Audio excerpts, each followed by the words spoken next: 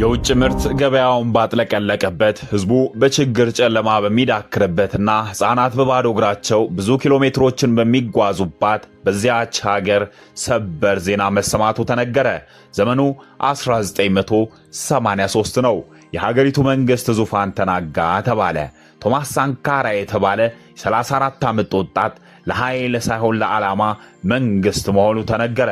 ቅኝ ገዦች እንደፈለጉ በሚዘውሯት ሀገር መጋችንን በገዛ ክንዳችን እንፍጠር የሚል ሰው ተሰማ። ነጮቹ የፈለጉትን በሚሾሙልን አህጉር ራሳችንን እንችላለን የሚል ባለ ተስፋ ወጣት ንግግር በአፍሪካዊቷ ሀገር ቡርኪና ፋሶ አየር ላይ ተሰራጨ። ነፃነት የናፈቀው ከችግር ጋር የተወለደ የተባለ ስሙ የቆሸሸው ወጣት አደባባዩን በደስታ ሞላው። ከሳራ በታች ባለች ሀገር የስልጣኔን መብራት ለመለኮስ የተቀጣጠለ ችቦ ሆኖ ብቅ ያለ ሰው ቶማስ ሳንካራ የፈረንሳይ ቀኝ ገዦች አፐር ቮልታ ያሏትን ሀገር የቀኞች ሀገር ናት ብሎ ቡርኪና ፋሶ ያላት የጦር መኮንን ቶማስ ሳንካራ ከስልጣኔና ምቾት ሳይሆን ከረሃብ ከሙስናና ከተስፋ መቁረጥ ሀገር የበቀለ አርቆ አሳቢ ደፋር ወታደር ነው ይሉታል። የዘመናት የህዝብን ችግር ሊቀርፍ በዘመኑ የነበረን አምባገነን ገርስሶ የአገሪቱን ዙፋን ተቆናጠጠ። ክስተት የተባለው መሪ የባለስልጣናትን ቅብጠት እየገደበ በሞት አፋፍ ላይ ላሉ ህፃናት ክትባትን እያስፋፋ በግብርና ራሳቸውን እንዲችሉ ስር የሰደደ ጥረት ማድረጉን ቀጠለ። አብዮቱ ሰላም የነሳቸው የሀገሪቱ የቀድሞ ፈላጭ ቆራጭ ምሁራን ለፈረንጆቹ የመጥረቢያ እንጨት ሆነው ማገልገል ጀመሩ። የክህደት ገደል ማሚቱ በለውጥ ጎዳናው ማስተጋባት ጀመረ። በጥቅምት 1987 አንዲት ጥይት ያንን ተስፋ የተጣለበት አፍሪካዊ ቼኩቬራ 37 ዓመት ወጣት ወደ ሬሳነት ቀየረችው። ሳንካራ እንጂ ሳንካራ ህልም አልተገደለም ነበርና ሌላው ቶማስ ሳንካራ በቡርኪና ፋሶ ምድር ላይ ተፈጠረ። ኢብራሂም ትራኦሬ። ይህ ሰው በትረ ስልጣኑን እንደያዘ የፈረንሳይ ወታደሮችን ከሀገሩ አስወጥቶ በገዛ ዜጎቿ የምትጠበቅ ቡርኪና ፋሶን መፍጠር ጀምረዋል። ቶማስ ሳንካራ የመንፈስ ልጅ እየተባለ ያለው ትራኦሬ የፓን አፍሪካን መንፈስ እያቀነቀነ ነው።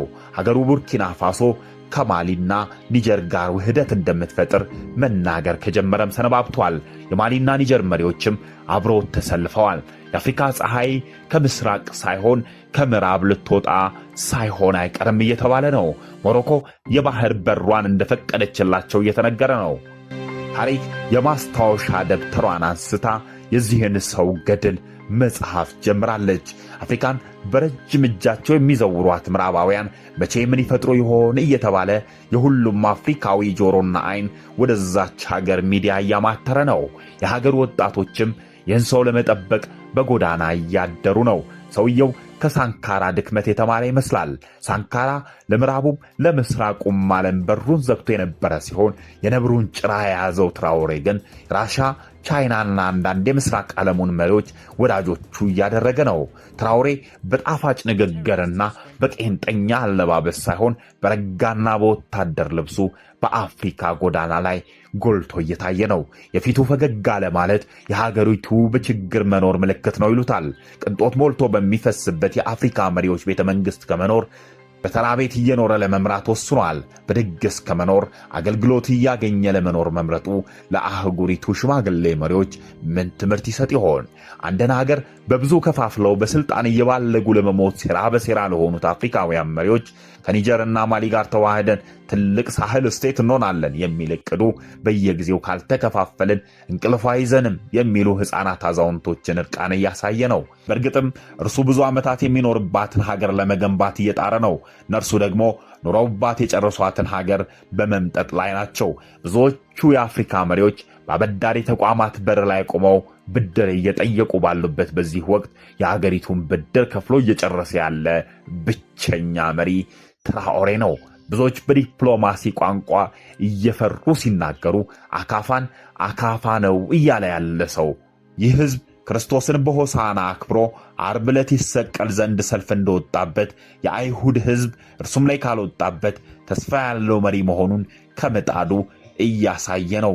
ቸርቸሩን ተመኘንለት። ቶማስ ሳንካራ ኢብራሂም ትራኦሬ በቡርኪና ፋሶ ምድር ላይ